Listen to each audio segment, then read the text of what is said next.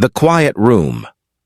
The hospital corridor was unusually silent that evening, as if the walls themselves were holding their breath. Fluorescent lights flickered softly, casting pale reflections on the polished floor. Every footstep echoed faintly, blending with the distant hum of medical machines. Sundar Pichai walked slowly, his hands clenched behind his back, his face calm but his heart unsteady. He had faced global crises, led groundbreaking projects, and stood in front of millions with unwavering focus. But tonight was different. Tonight it was personal. Tonight it was about Lakshmi. Inside the room, Lakshmi Pichai lay surrounded by a gentle aura of machines that blinked rhythmically, their soft beeps measuring time in fragile heartbeats. She had always been the quiet strength of the family, the kind of woman who never demanded attention but whose presence anchored everyone around her. The white bedsheets contrasted against her warm skin, and her fingers were loosely curled as if holding on to something unseen.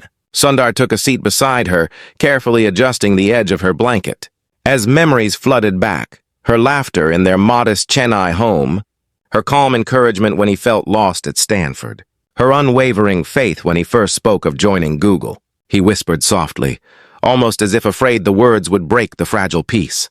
"Amma, you have always been my light," he said, his voice trembling in a way it never did on global stages.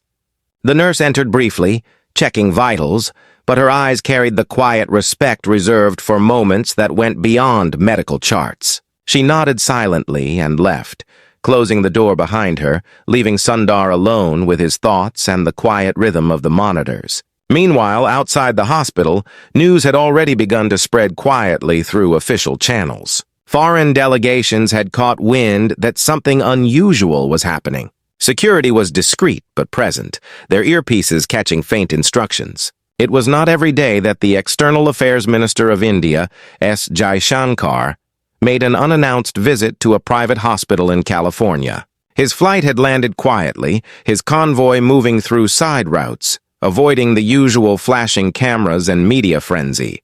Back in the room, Sundar leaned forward, his elbows resting on his knees, his eyes fixed on Lakshmi's still face. He remembered how she always told him that true power was not in loud speeches, but in quiet actions. She had taught him respect, humility, and resilience not through words, but through how she lived. When their neighbors struggled, she shared what little they had. When Sundar doubted himself, she never lectured. She simply reminded him, "You are capable, but stay kind." Those words became his compass. The door opened gently. 2 security personnel entered first, scanning the room swiftly and then stepping aside. Behind them walked Jaishankar, his usually firm diplomatic posture softened by the gravity of the moment. He carried no entourage, no cameras, just a single folder tucked under his arm and a look of quiet purpose. Sundar rose slowly to greet him, surprised but deeply moved. "Mr. Pichai," Jaishankar said softly, his tone carrying both respect and solemnity. "I heard about Amma. I had to come." Sundar's throat tightened. He nodded wordlessly, gesturing toward the chair beside Lakshmi. Jaishankar walked over, paused for a moment, then placed his hand gently on Lakshmi's arm, bowing his head briefly. In that silence, no political title existed, no corporate power mattered. It was simply one man honoring another's mother, recognizing the legacy she had built quietly through her son. They sat together without speaking for a few minutes. Outside, the sun began to set, painting the sky with soft shades of orange and pink, as if nature itself wanted to hold the moment gently. Sundar finally spoke, his voice low. "She never liked grand gestures," he said, half smiling. "She always said the strongest legacies are born in silence." Jaishankar looked at him with a thoughtful expression. "She is right," he replied. "Sometimes silence is the most powerful language we have." As they spoke, the nurse re-entered with a hesitant look. She leaned toward Sundar and whispered something. His expression shifted, the quiet control cracking just slightly as he nodded. Jaishankar stood respectfully, sensing the moment changing. Sundar walked to Lakshmi's bedside, taking her hand gently. Her eyelids fluttered faintly, her lips parted slightly as if she was trying to speak. Sundar leaned closer, straining to hear.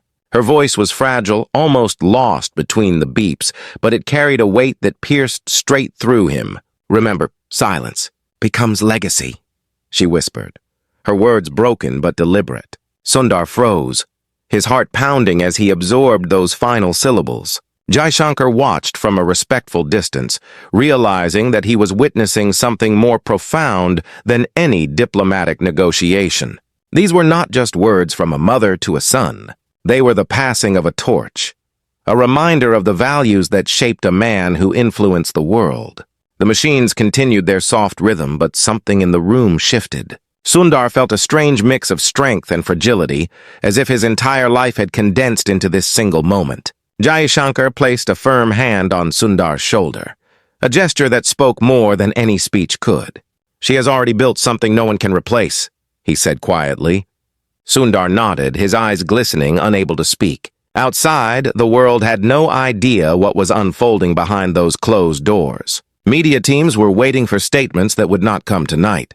The world of politics and technology would soon buzz with speculation. But inside that quiet hospital room, legacy was not being declared through press conferences. It was being whispered between a mother and her son. And then, just as Sundar thought he had gathered himself, the monitor gave a soft but distinct change in tone. The nurse hurried in, doctors following closely. Sundar stepped back, his heart tightening. Jaishankar stood still, his hands clasped behind his back, understanding the gravity but not intruding. The medical team worked swiftly, their movements precise and practiced. But the rhythm of the beeps began to stretch, slowing, like a heartbeat echoing into eternity.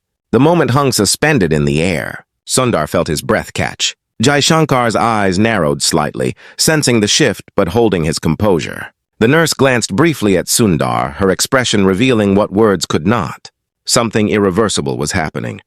And just before the doctors made their final call, Lakshmi's hand, still in Sundar's, gave the faintest squeeze, as if sealing her message forever. The scene faded into the deepening silence of the hospital night, leaving a single question burning in Sundar's mind.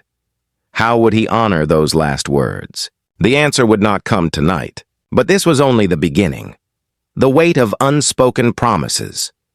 The night after Lakshmi's final whisper stretched on endlessly, each hour blending into the next like soft waves against a quiet shore. The hospital corridors were emptier now, their usual bustle replaced by a strange stillness that seemed to settle over every wall, every corner. Sundar sat alone by the window of the waiting room, his suit jacket draped loosely over the chair beside him, his phone buzzing repeatedly with calls and messages he had no strength to answer.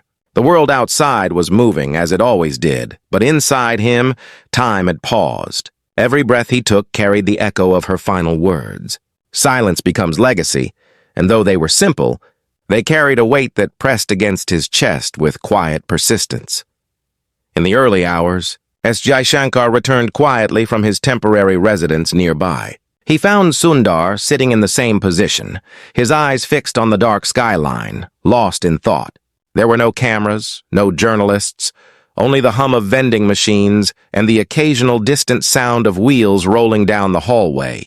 Jaishankar approached slowly, not as a diplomat now, but as a man who understood loss. He placed a warm cup of tea beside Sundar, the steam rising gently between them. Sundar looked at it for a long moment before finally murmuring, "She always woke up before dawn. She used to make tea exactly like this." Jaishankar sat down beside him. "She lived with quiet strength," he said softly. "That kind of presence doesn't disappear, it becomes part of the people it touched." Sundar nodded, though his eyes were distant, as if he were replaying every conversation he had ever had with her. "She never asked for recognition," he replied. "She never wanted anything for herself. She believed that goodness doesn't need an audience."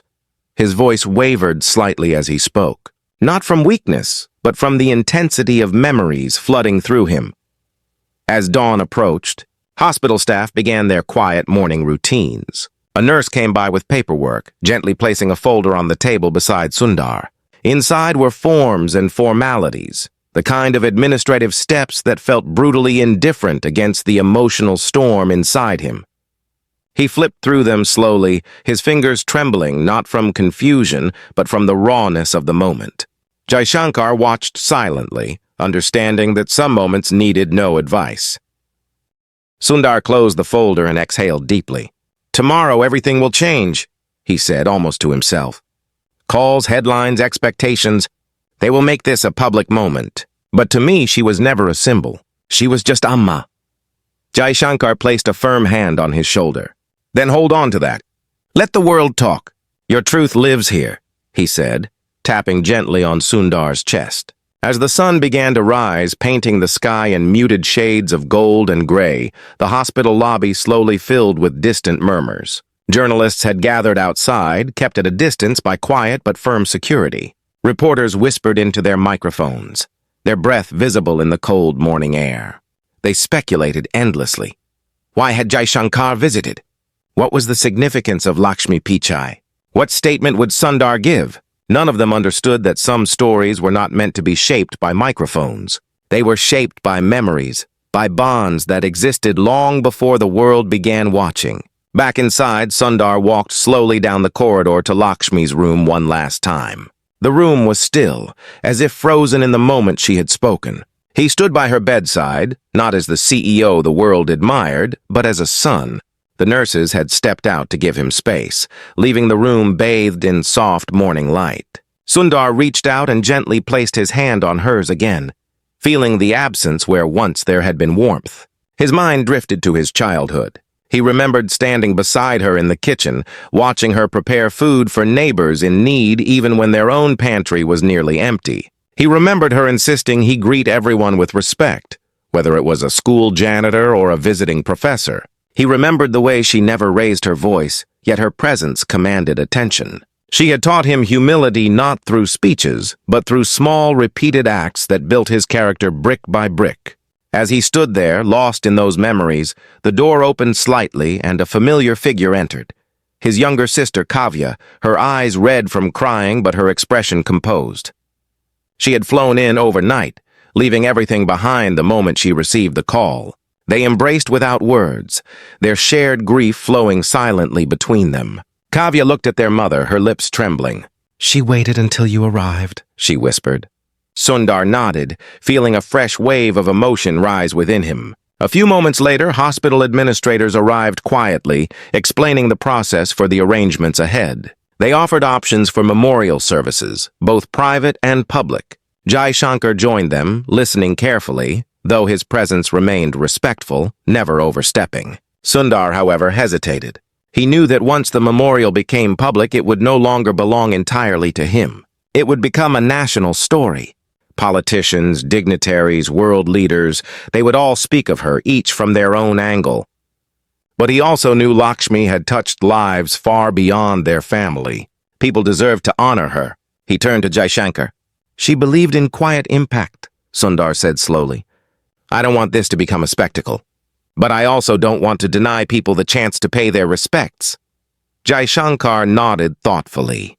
"There is a way to do both," he replied. "Some legacies speak loudest in silence. Let us honor her with dignity, not noise." As the morning grew brighter, Sundar signed the necessary papers. Outside, cameras flashed through the glass doors as officials began preparing for an announcement. But inside the room, Sundar lingered one last moment, whispering under his breath, "Amma, I don't know how I will carry this, but I promise, I will not let your silence be forgotten." As he turned to leave, a nurse hurried in with a small envelope. "This was in her drawer," she said softly. Sundar took it, his heart skipping a beat. The envelope was plain, with his name written in her familiar handwriting. He opened it slowly, and inside was a folded piece of paper worn at the edges. Her message was simple. "If life gives you a stage, speak with kindness. If it gives you silence, let your actions be the voice." Sundar's fingers tightened around the note as the world outside grew louder. The press was waiting. Officials were coordinating. Messages were flooding his phone. But in that moment, a strange calm settled over him. She had left him guidance not in commands, but in wisdom. And just as he stepped toward the hospital exit, ready to face the growing storm, a call came through his secure line. The voice on the other end was urgent. "Sundar, there's something you need to see. It's about Amma's visit last month. We found something unexpected." His steps froze. His heart pounded once again. The story was not over. Something hidden was waiting to surface. The discovery beneath the silence, the car moved quietly through the early morning streets of Palo Alto, its tinted windows hiding Sundar's thoughtful face as he stared at the note in his hand for the 100th time. The message from his mother felt different now, almost as if it was pointing toward something larger. The secure call had been brief and cryptic. Someone from his personal team had uncovered something unusual related to Lakshmi's visit to India just weeks before she fell ill. It wasn't common for his security director to sound uneasy, and that alone had made Sundar's pulse quicken. Outside, the city was waking up, but inside the car, the atmosphere was heavy, a quiet storm gathering beneath his composed exterior. As the vehicle entered the gated driveway of his private residence, Sundar's assistant, Rajiv, was already waiting at the door, his face pale with urgency. He greeted Sundar with a brief nod and handed him a sealed brown envelope. "We retrieved this from Amma's travel belongings," he said softly. It was hidden inside the lining of her handbag. "At first we thought it was just old receipts, but it's more than that." Sundar walked into his study, the same quiet space where he had once worked on projects that changed the world. Yet today it felt like a room from his childhood home, filled with invisible echoes of her voice. He sat at the wooden desk, unsealed the envelope carefully, and began pulling out its contents. There were a few faded photographs, a handwritten note, and an official-looking letter stamped with the emblem of an old government office in Chennai. His eyes narrowed as he unfolded the letter, the paper slightly crinkled but intact. The letter was dated nearly 4 decades ago. It was addressed to Lakshmi Pichai from a local educational trust. It congratulated her for setting up a scholarship fund under an anonymous name, a fund that had quietly sponsored hundreds of underprivileged students through school and university. Sundar's hands trembled as he read line after line. His mother had never once mentioned this to anyone, not even to him. She had started the fund when he was just a boy, using small savings she had collected over the years from tutoring neighborhood children and sewing clothes for extra income. She had hidden her name deliberately, letting the trust believe it was a collective donation from an unnamed benefactor. Behind the letter, he found photographs of young students holding certificates, smiling shyly at the camera. On the back of each photo was a handwritten note in Lakshmi's handwriting, small, neat, and filled with warmth. Phrases like "you are capable," "knowledge will guide you," and "be kind when you rise" were scribbled lovingly. Sundar pressed the photos to his chest for a moment, closing his eyes. He could almost hear her voice telling him, as she often did when he was young, "What you give, quietly, becomes your loudest legacy." Rajiv cleared his throat gently. "There's more," he said, handing Sundar a small USB drive. This was tucked inside the hem of her sari bag. "We scanned it for security. It's encrypted, but it appears to contain video footage. The encryption signature matches that of the Trust's archive system." Sundar inserted the drive into his secure laptop. A password prompt appeared, but before his team could begin their usual decoding process, he paused. His mother had always been simple in her ways, even when hiding something. He typed in her favorite Tamil proverb, a saying she repeated whenever life became uncertain, "Ambuthan ulagathai alaikum," love rules the world. The screen flickered, and then, to everyone's surprise, the files opened without resistance. The first file was a shaky recording, clearly from an old camcorder. The setting was a small, modest classroom in rural Tamil Nadu. Lakshmi appeared in the frame, decades younger, wearing a simple cotton sari. Her smile was calm, humble, almost shy. She was addressing a group of children, her voice soft yet firm. "Education is not for the rich alone," she said in Tamil. "It is the lamp that should be shared with everyone." The children listened intently, their faces filled with admiration.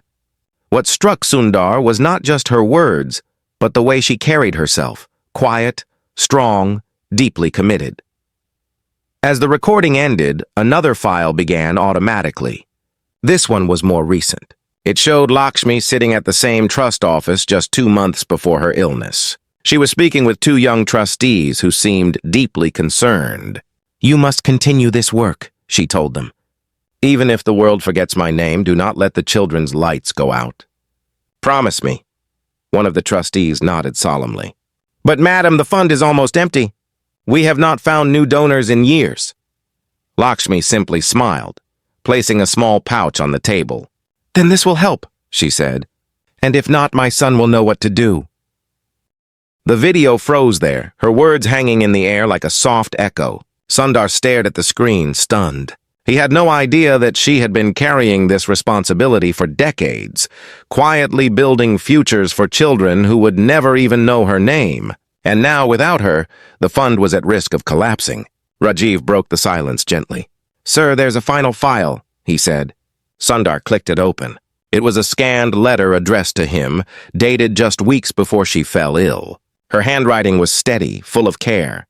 "If you are reading this," it began, "then my voice must now travel through your hands. The trust is at a turning point. You must decide if it fades away quietly or if you will let it speak through new generations. This is not your duty as a CEO. This is your journey as my son."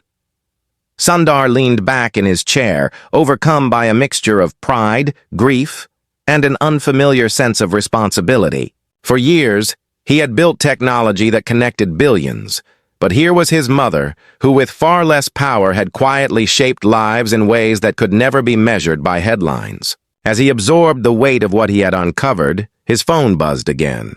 This time it was Jaishankar. His voice on the line was calm but carried a subtle edge. "Sundar, we need to talk," he said. "Something has come to my attention from the Trust's archives. It involves both Amma's work and some unexpected political interests. I suggest we meet discreetly." Sundar's grip tightened on the phone. The Trust was not just a legacy now. It was becoming a bridge to something larger, something that might carry consequences far beyond family. Outside, the world was still discussing funeral arrangements, tributes, and public statements. But inside his study, a different story was unfolding, one that had been hidden beneath years of quiet service. As he looked at the photographs spread across his desk, one image caught his eye. In the corner of an old group photo, barely visible, stood a man watching Lakshmi from the shadows, his posture oddly stiff. Sundar zoomed in slowly. The face was grainy but familiar. He couldn't place it immediately, but something about it sent a chill down his spine. The silence that had once been comforting now carried a new weight. A mystery that his mother had left behind, not out of fear, but perhaps out of trust that he would know when the time came. And that time, he realized, had just arrived. The shadows around the legacy. The evening air in San Francisco carried a strange heaviness, a quiet mix of grief and growing tension that seemed to follow Sundar wherever he went. The memorial preparations were underway, coordinated by both family and government representatives.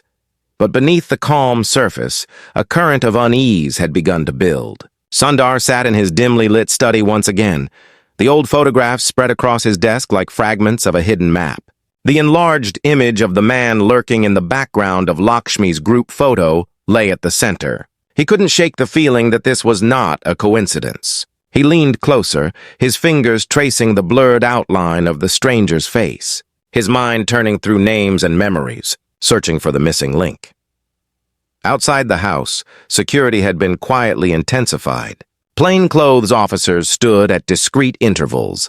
Diplomatic vehicles came and went through the back entrance, and every movement was monitored. As Jaishankar arrived unannounced, just as the sky turned violet with the last traces of sunlight. His arrival was subtle, but his presence brought with it the weight of something official yet deeply personal. Sundar met him at the doorway, his expression a mix of fatigue and determination. Jaishankar gave a slight nod, his eyes scanning the quiet residence. "You found something," he said without preamble. Inside the study, Sundar handed him the printed photograph and the documents from the trust. Jaishankar examined the image with the practiced eye of someone used to noticing the details others missed. "This man?" Sundar said, his voice low. "He was there in multiple photos. Different years, always in the background, never acknowledged. I ran a preliminary match. The system pulled up fragments, nothing definitive, but his face resembles a former education board officer from Tamil Nadu. His records disappear abruptly around 1992. No retirement notice, no transfer records. Just gone." Jaishankar's eyes narrowed as he flipped through the other materials.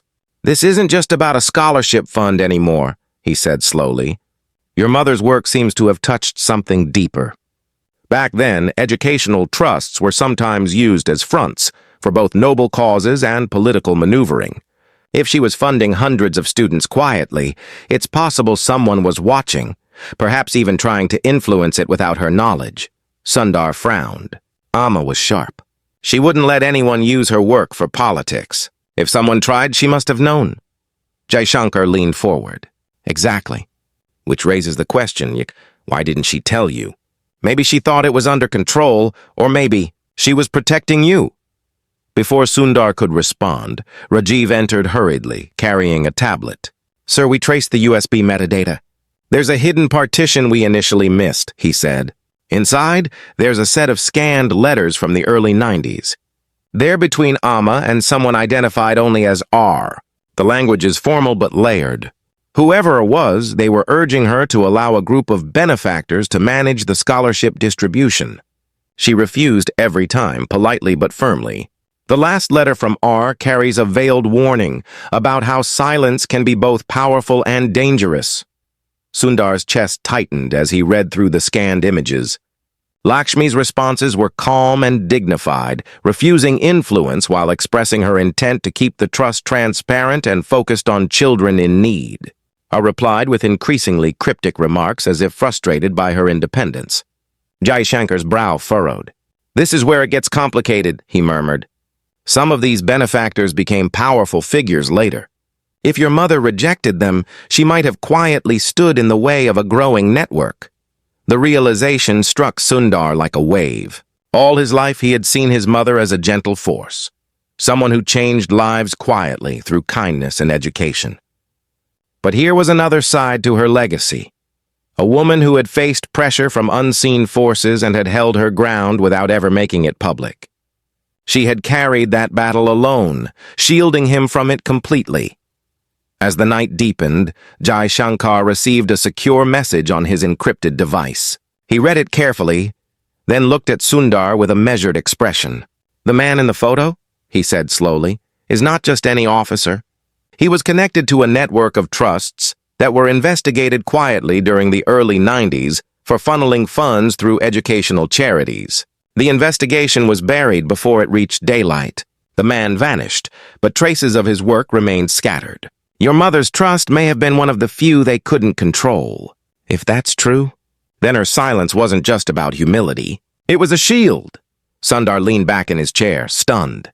And now that she's gone, he whispered, they might think the shield is gone too. The room fell into a thoughtful silence, broken only by the soft hum of the desk lamp. Jaishankar folded his hands calmly. They may test the waters. These kinds of networks rely on quiet opportunities. They may approach the trustees, try to revive their influence. Your mother's legacy isn't just emotional now. It's strategic ground. Before they could continue, Rajiv's voice came through the intercom urgently. Sir, we have a situation at the gate. Someone just dropped off a sealed package. No return address. The guard says the person left quickly, almost running. Sundar exchanged a quick glance with Jaishankar. They moved downstairs together as the package was carefully brought in by security. It was small, wrapped in plain brown paper, but the handwriting on the label was strangely familiar. Elegant, deliberate, the kind of script used decades ago on official letters. Sundar tore the wrapping slowly, revealing a wooden box with brass edges. Inside lay a single cassette tape and a folded note. The note read, "She stood in silence, but silence has a way of echoing. If you listen, you will find what she never said aloud." Jaishankar examined the tape closely. This format hasn't been used in years, he said. Whatever is on it was meant to be hidden, but not destroyed. This is deliberate. Rajiv hurried to set up an old cassette player. The tape clicked into place. The wheels began to turn, and after a moment of static, a faint voice emerged. It was Lakshmi, her voice younger but steady. "If you are hearing this," she said softly, "then you have reached a point I always knew might come. There are things I chose not to speak of, not because I was afraid, but because some legacies are built through quiet vigilance. The trust, you know, is only one part of the story. There is another layer, one I protected for decades."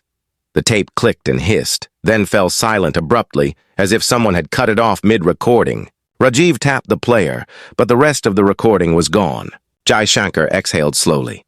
"She left breadcrumbs," he said. "And someone else knows it too." Sundar stared at the silent tape deck, his heart heavy but alert.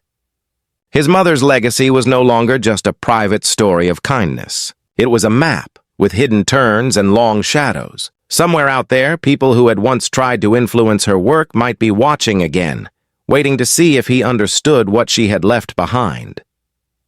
He straightened slowly, his voice firm. "She faced them alone," he said. "But I won't." Jaishankar nodded. "Then we find the rest of the recording, and we uncover the layer she protected."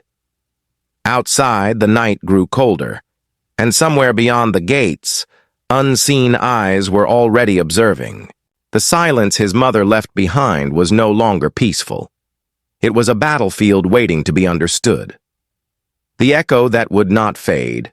The following morning began not with sunlight, but with the quiet rumble of controlled chaos. Government officials, trust members, old family friends, and media liaisons moved through Sundar's residence like waves on a restless shore, each carrying a piece of the coming memorial plans, each whispering about the unexpected presence of S. Jaishankar. The world was preparing to honor Lakshmi Pichai as the gentle matriarch who raised a global figure. But within the walls of the house, a different narrative was unfolding, one layered with encrypted tapes, missing letters, and a network that had once tried to bend her legacy for their gain. Sundar had spent the night staring at the silent tape deck, the last words of his mother's voice looping in his mind. "There is another layer, one I protected for decades." He knew that to truly honor her, he had to confront what lay beneath that unfinished sentence. As the house buzzed with preparations, Rajiv entered quietly, carrying a slim black folder. His usually steady hands betrayed a slight tremor. "Sir," he said, "we traced the cassette's origin." It wasn't mailed. It was hand-delivered by someone who used a diplomatic side entrance. Security caught a partial image before they disappeared. They were wearing an old trust uniform. "We checked the employee lists, and there's only one surviving member from the earliest days who still has access to that uniform. Raghavan, the original accountant." Sundar's head lifted sharply. The name was faintly familiar, buried in the edges of his childhood memories. He remembered a quiet man with tired eyes who used to come to their modest home once a month, carrying ledgers wrapped in brown cloth. His mother always offered him tea, and their conversations were low and private. "Find him," Sundar said firmly. By midday, Rajiv returned with news. "We found him in Madurai," he said. "He's old now, lives alone, rarely leaves his house. But when we mentioned Amma's name, he agreed to speak. He said, 'The time has finally come.'" The words sent a quiet chill through the room. Jaishankar, who had been coordinating background checks, joined them immediately. "This is the man who probably managed the trust's inner workings," he said. "If there's a second layer, he may hold the key."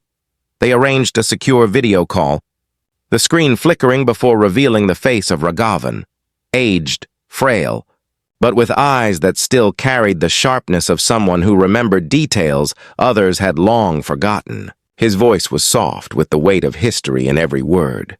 "I knew this day would arrive," he said slowly. "Your mother prepared me for it." Sundar leaned closer to the screen. "She left me a recording," he began, but it was cut off. She spoke of another layer. "I need to understand what she meant." Raghavan closed his eyes for a long moment, then exhaled deeply. "Your mother built the trust not just to educate children," he said, "but to protect knowledge. During the late 80s, she discovered that a group of officials were using educational trusts to quietly move funds overseas under the guise of sponsoring talent. When they approached her, she refused. They underestimated her. She began keeping meticulous records, not to expose them at the time, but to safeguard the truth in case the network grew dangerous. She created a hidden archive buried within the trust's scholarship data. No one except me and her knew where it was. And she left one final key, not with documents, but with her voice. Sundar felt his heart beat faster. "The tape," he whispered. Raghavan nodded slowly. "Yes, the full recording held instructions. But she was wise. She separated it into 3 tapes. One remained with her. The second was given to someone she trusted outside the family, far away. The third? She hid in plain sight, Jaishankar interjected calmly. Do you know who has the second tape? Raghavan's lips curved into the faintest smile. A teacher in rural Kodaikanal. She taught the first batch of scholarship students. Your mother trusted her with more than anyone knew. The woman is still alive, though old. The tape was never to be opened unless the legacy was threatened. I believe that time has arrived. Sundar absorbed the information in silence. His mother had not simply built a trust. She had constructed a quiet fortress of truth, embedding her defense mechanisms in people, not just papers. Then Raghavan's tone shifted, becoming more grave. But be warned, he said. The network that once tried to control the trust never completely died. Some of their successors still hold power, disguised behind charitable fronts. The moment they sense you've touched the hidden layer, they will move. They've waited years for your mother to be out of the way. As the call ended, a strange clarity settled over Sundar. The grief that had clouded him began to transform into resolve. This was no longer just about mourning his mother. It was about finishing something she had started quietly. Without headlines, without credit. Later that evening, he and Jaishankar met in a secure room, away from the bustling memorial preparations. If the second tape is in Kodaikanal, we'll have to retrieve it discreetly, Jaishankar said. We can arrange a diplomatic cover. But understand this, Sundar. Once you take this step, you enter a different kind of terrain. This isn't just about family or charity anymore. This is history that powerful people buried for decades. Sundar looked at him steadily. She faced them with nothing but her voice and her will, he said quietly. I have no excuse to turn away now. As night fell, Rajiv approached with an uneasy expression. Sir, he said, one of the trustees received an anonymous message. It warned them not to reopen the old vault, or they'd lose more than legacy. We traced it, but the sender masked their route perfectly.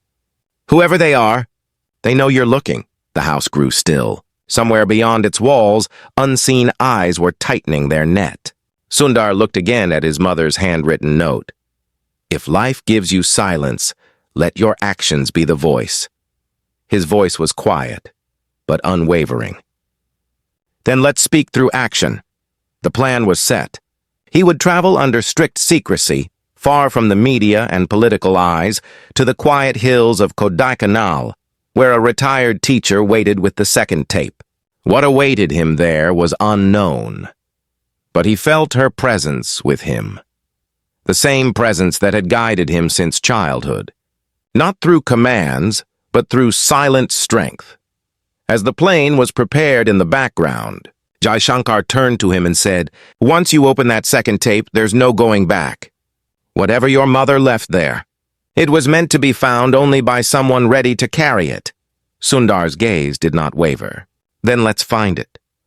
The silence that surrounded Lakshmi's legacy was no longer just memory.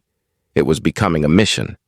And somewhere, far from the city lights, the second echo of her voice waited to be heard. The voice that changed everything.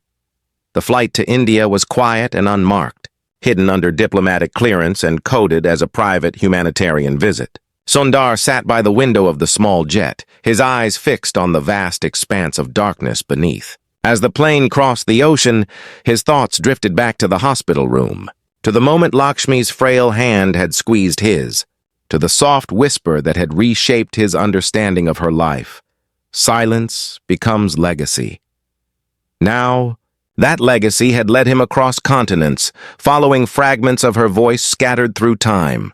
Beside him, Jaishankar reviewed files with calm precision, while Rajiv kept a steady watch on encrypted communications. Though the team was small, the gravity of what they carried felt enormous.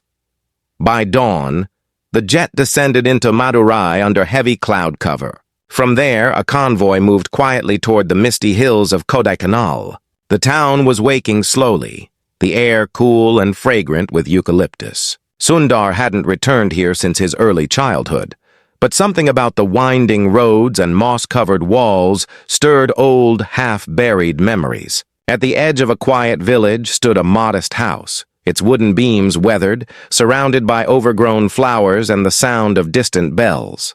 This was the home of Meenakshi teacher, the woman his mother had trusted with the second tape. An elderly woman answered the door, her sari wrapped neatly, her eyes bright despite her age.